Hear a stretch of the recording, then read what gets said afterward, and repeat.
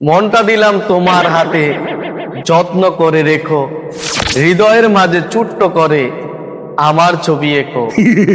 স্বপ্নগুলো দিলাম তাতে, আরো দিলাম আশা, মনের মতো সাজিয়ে নিও আমার ভালোবাসা। বন্ধুরা সবাই কেমন আছেন? হাসির জন অনুষ্ঠান নিয়ে আপনাদের মাঝে আমি হাজির হয়ে গেলাম। তো আমার অনুষ্ঠানটি শুরু করা যাক। অপেক্ষা করুন, দেখুন আর হাসুন। আর আমার ভিডিওগুলো ভালো লাগলে অবশ্যই লাইক দিবেন, কমেন্ট করে পাশে থাকবেন।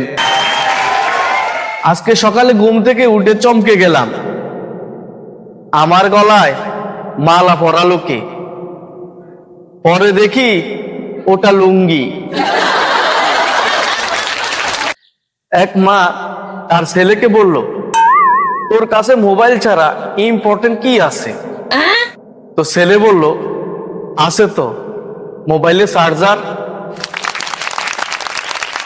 বিয়ের কার্ডে লেখা ছিল, কোনো সিগারেট খোর বিয়েতে আসবেন না। তাই বিয়েতে বরই আসেনি। কেউ যদি আপনাকে সস্তা ভাবে, আপনি তাকে ময়লার বস্তা ভেবে ডাস্টবিনে ফেলে দিন। আমার মন খারাপ ছিল, তাই ছাদে বসেছিলাম। পাশের ছাদে এক আন্টি তার মেয়ের কান্না থামানোর জন্য আমাকে দেখিয়ে বলল, এই দেখ ভূত। কেমন লাগে বলুন তো? দুই বন্ধুর সাথে কথা হচ্ছে, তো প্রথম বন্ধু বলতেছে, জানিস আমাদের বাসার সবাই বাথরুমে গান গায়। তো দ্বিতীয় বন্ধু বলতেছে, সবাই? প্রথম বন্ধু বলতেছে, সবাই, চাকর বাকর পর্যন্ত। তো দ্বিতীয় বন্ধু বলতেছে, ওরা তাহলে সবাই খুব গানের ভক্ত, তাই না?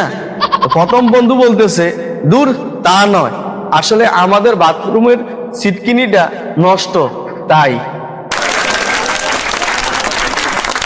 মেয়েরা লেখাপড়া করে বিয়ে আটকানোর জন্য, আর ছেলেরা লেখাপড়া করে বিয়ে করার জন্য। তো এক বাবা তার ছেলেকে বলছিলেন, এই তুই কি করস সারাদিন? এমন কিছু কর যেন মানুষ তোর পিছনে দৌড়ায়। ব্যাস, তারপর আর কি, ছেলেটা আজ চোর। বন্ধুরা, এমন হাসির জোকস, হাসির কৌতুক পেতে চাইলে আমাদের এই চ্যানেলে অবশ্যই সাবস্ক্রাইব করবেন, যারা ইউটিউব থেকে দেখতেছেন।